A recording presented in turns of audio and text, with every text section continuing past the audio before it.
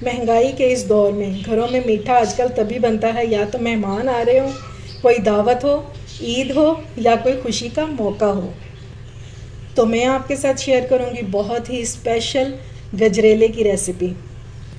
Special इसलिए है क्योंकि मैं इसको बनाऊंगी 1.5 किलो दूध से 1.5 किलो ही गजरेला। ये ढेर सारा गजरेला जो है ये हम सिर्फ 1.5 किलो में बनाएंगे। जी हाँ, सिर्फ 1.5 किलो में। इसलिए इस रेसिपी से आप कारोबार करें या दावतों में बनाएं, जेब पर बिल्कुल भी ये रेसिपी भारी नहीं होने वाली। इस गाजर की खीर में कौन कौन सी चीज़ें जाएंगी और ये कैसे बनेगी, तो ये जानने के लिए वीडियो को आपने बिल्कुल भी स्किप नहीं करना। और अगर रेसिपी अच्छी लगे तो इसे लाइक और शेयर ज़रूर कीजिएगा। अस्सलाम वालेकुम माय यूट्यूब फैमिली, उम्मीद है आप सब ठीक ठाक होंगे और अपने घरों में अपनी फैमिली के साथ खुश और आबाद होंगे। सर्दियां आते ही सबके घरों में हलवे और गजरेला और खीर वगैरह तो बन ही रही होती है। तो मैंने सोचा क्यों ना आपके साथ अपनी अम्मी की सीक्रेट रेसिपी जो है वो शेयर करूं। आज मैं बनाऊंगी गाजर की खीर, जिसे हम गजरेला भी कहते हैं। बहुत मज़े की बनेगी। तो चलिए बिस्मिल्लाह करते हैं और बनाना स्टार्ट करते हैं। मेरे पास दूध की क्वांटिटी है 1.5 किलो, ठीक है। तो मैं इसमें ये आधा किलो मैंने गाजरें ली थी, उसमें से मैंने एक निकाल दी है, ठीक है। और चावल हम डालेंगे इसमें। अगर आप ये गाजर और चावल ज़्यादा डाल देंगे तो फिर इनका टेस्ट हो जाता है ज़्यादा और फिर दूध का आपको टेस्ट बिल्कुल भी नहीं आ रहा होता। इसलिए आपने इन चीज़ों की क्वांटिटी जो है ना वो ज़्यादा नहीं करनी। अब इस तरह हम इसको छील लेंगे।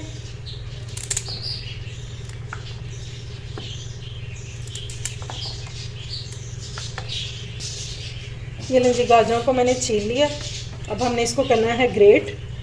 और आपने एक बात का ख्याल रखना है कि आपने इसको या तो छीलने से पहले धो लेना है और या छीलने के बाद। मैंने इसको अब धोया है और कद्दूकश करके आपने कभी भी इसको धोना नहीं है गाजरों को, वरना ये बहुत पानी छोड़ती है।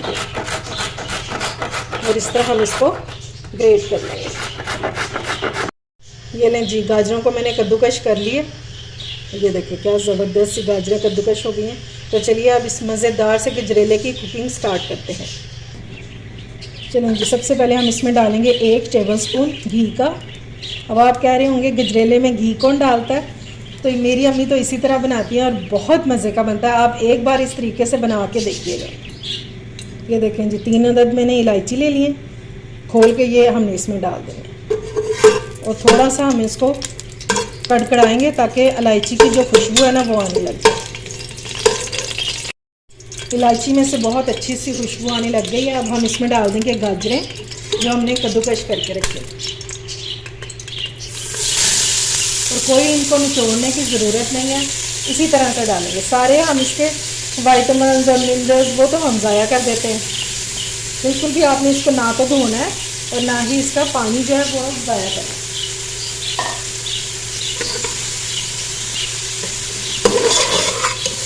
और अब हमने गाजरों को अच्छे से भून लेना। 5 से 6 मिनट तक हम इसको भूनेंगे ताकि हमारी गाजरें जो है ना ये थोड़ी सी सॉफ्ट हो जाए।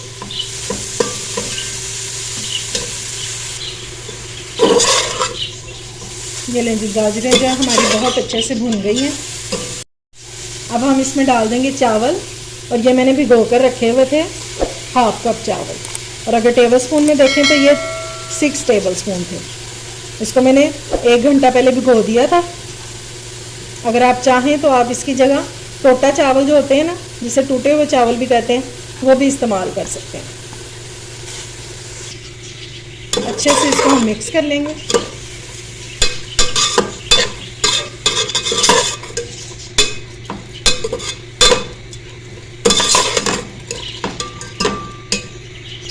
अच्छा जी, अब चावलों को और गाजरों को गलाने के लिए हम इसमें डालेंगे 2 गिलास पानी। पहले हम क्या करते थे कि हम सीधा इसमें दूध डाल देते थे, ठीक है। और जब तक ये दोनों चीज़ें गलती थी तो आधे से ज़्यादा दूध हमारा जो है वो सूख चुका होता था। और आप इसका कलर चेक करें, क्या ज़बरदस्त कलर है इसका। और पकने के बाद इसका क्या मज़ेदार सा कलर होगा, ठीक है। और साथ ही हम इसमें दूध भी डाल देंगे, ठीक है। दूध की क्वांटिटी है 1.5 किलो और इसको मैंने बॉईल कर लिया हुआ है, ठीक है। मैं इसको बलाई समेत ही डाल रही हूँ। ताकि इसका एक रिच सा फ्लेवर जो है वो इसमें आ जाए।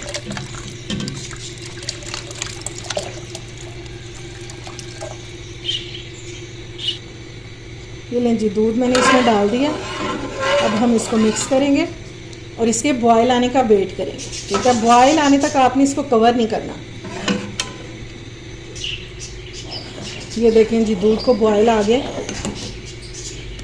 ठीक है, जब इस स्टेज पर आ जाए तो फिर आपने क्या करना है, इसका कवर लेंगे और इसको हमने इस तरह से आधा कवर कर देना। ठीक है, और फ्लेम जो है वो हमने इसकी मीडियम टू लो कर देनी है, ज़्यादा हाई नहीं रखनी है आपने, लो फ्लेम करके और इसको कुक होने देंगे ताकि हमारे चावल गाजरें ये कुक हो जाए। बिल्कुल सॉफ्ट कर देना हमने, और दूध जो है हमारा वो भी थोड़ा सा गाढ़ा हो जाए, पानी जो है वो ड्राई हो जाए और हमारे गजरेले को एक प्यारा सा कलर आ जाए। ठीक है, बीच बीच में 15-20 मिनट बाद आपने इसको चेक करते जाना, थोड़ा सा चम्मच चलाना और इसको बस पकने देना। ज़्यादा इस पर मेहनत करने की ज़रूरत नहीं है, जो मेहनत हमने करनी थी वो फ़िलहाल हमने कर ली है। जब ये चीज़ें गल जाएंगी तो आगे क्या करेंगे वो मैं आपको बाद में बताती हूँ। ये देखें जी, माशाल्लाह से चावल भी गल चुके हैं और गाजरें भी गल चुकी हैं। ठीक है, और दूध देखें हमारा उतने का उतना ही है जितना हमने इसमें डाला था, या थोड़ा बहुत कम हुआ होगा, ज़्यादा कम नहीं होता। ठीक है, ये सिर्फ ये पानी डालने की वजह से है, क्योंकि पानी जो है बुखारात बन के उड़ भी गया है, हमारी चीज़ें भी इसने सॉफ्ट कर दी हैं और दूध हमारा जो है वो बच गया। अब ये गाढ़ा होना शुरू हो गया है। अब इस टाइम पे हम इसमें ऐड करेंगे कुछ चीज़ें, और देखिए क्या खूबसूरत सा कलर इसका निकल के आया है। हम इसमें डालेंगे 3 टेबलस्पून या एक पैकेट छोटे वाला ड्राई मिल्क का, 3 टेबलस्पून डालेंगे। इससे बहुत ही क्रीमी टेक्सचर इसका हो जाएगा और ये थोड़े से गाढ़ा भी हो जाएगी हमारी खीर जो है, या गजरेला जो भी कह लें। और ये विस्क लेंगे हम और इसकी मदद से हम इसको अच्छे से मिक्स कर लेंगे। कोई टेंशन लेने की ज़रूरत नहीं कि लम्स बन जाएगा या ऐसा कुछ है। आप ये विस्क लें और इसके हमें 2 फ़ायदे होंगे। एक तो हमारा ये जो है ड्राई मिल्क हमने डाला है ये मिक्स हो जाएगा, और दूसरा अगर इसमें चावल जो हैं आपके वो साबुत रह गए होंगे तो वो भी अच्छे से पिस जाएंगे इसमें। बस 2 मिनट तक हम इसमें ये अच्छे से चलाएंगे इसको, और ज़बरदस्त सा ये टेक्सचर इसका रेडी हो जाएगा। ये देखिए माशाल्लाह से ज़बरदस्त सा मिक्स भी हो गया और चावलों का ज़रा भी आपको नज़र नहीं आ रहा होगा। कोई आपको इसके लिए हैंड ब्लेंडर की ज़रूरत नहीं है, कई लोग इसमें हैंड ब्लेंडर भी चलाते हैं, लेकिन इंशाल्लाह बहुत आसान तरीके से आपको बताऊंगी कि हर कोई इसको इजीली बना सकेगा। अब ये गाढ़ी होनी शुरू हो गई है हमारी खीर, तो हम इसमें डालेंगे चीनी। इस टाइम पे 1/2 कप चीनी ऐड करेंगे। मेरे ख्याल से इतनी बहुत है चीनी। ठीक है, अगर आप मीठा तेज़ खाते हैं तो फिर आप थोड़ी सी 2 से 3 टेबलस्पून ज़्यादा भी कर सकते हैं। और इसको हमने मिक्स कर लेना। अब दोबारा से ये पतला होना शुरू हो जाएगा गजरेला हमारा। अब आपकी जो है ना मेहनत का काम शुरू हो गया फिर से, क्योंकि अब आपने इसको चम्मच इसको नहीं छोड़ना, साथ साथ आपने इसकी साइड्स भी क्लियर करते जाना।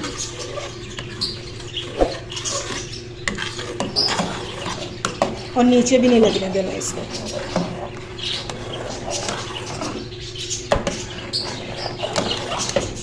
अगर इस स्टेज पर आपको मेरी रेसिपी अच्छी लग रही है तो इसे लाइक और शेयर करें और मेरे चैनल को ज़रूर सब्सक्राइब किया करें। अगर इस स्टेज पर आपको मेरी रेसिपी ज़रा सी भी अच्छी लग रही है तो वीडियो को लाइक और शेयर करें और मेरे चैनल को सब्सक्राइब करें और साथ लगे बेल आइकन को भी प्रेस किया करें ताकि मेरी आने वाली हर वीडियो आपको टाइम से मिल सके, जो कि बिल्कुल फ्री में है। अब इसी तरह हम इसको कुक करेंगे इतना कि ये फिर से गाढ़ा होना शुरू हो जाए। तकरीबन 5 से 10 मिनट लगते हैं और ये फिर से अपनी उसी शक्ल में आ जाएगा। ये देखिए जी, मुसलसल मुझे चम्मच चलाते हुए 10 मिनट हो गए और ये फिर से हमारा गजरेला जो है ये गाढ़ा होना शुरू हो गया। ठीक है, अब हम इसको चेक करेंगे कि ये तैयार हुआ है कि नहीं। चेक कैसे करेंगे, थोड़ा सा आपने लेना है, एक प्लेट में डाल दें।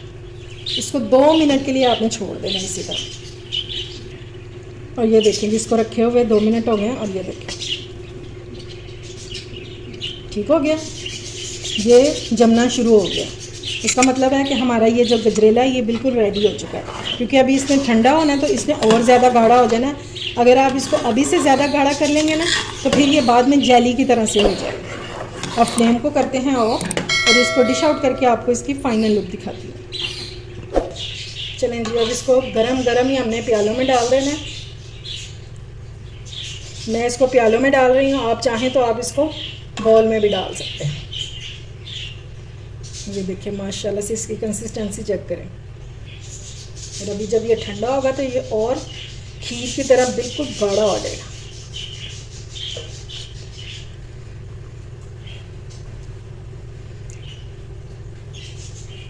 और मेरी गारंटी है कि आपने इस तरह का मज़ेदार सा गजरेला पहले कभी नहीं खाया होगा।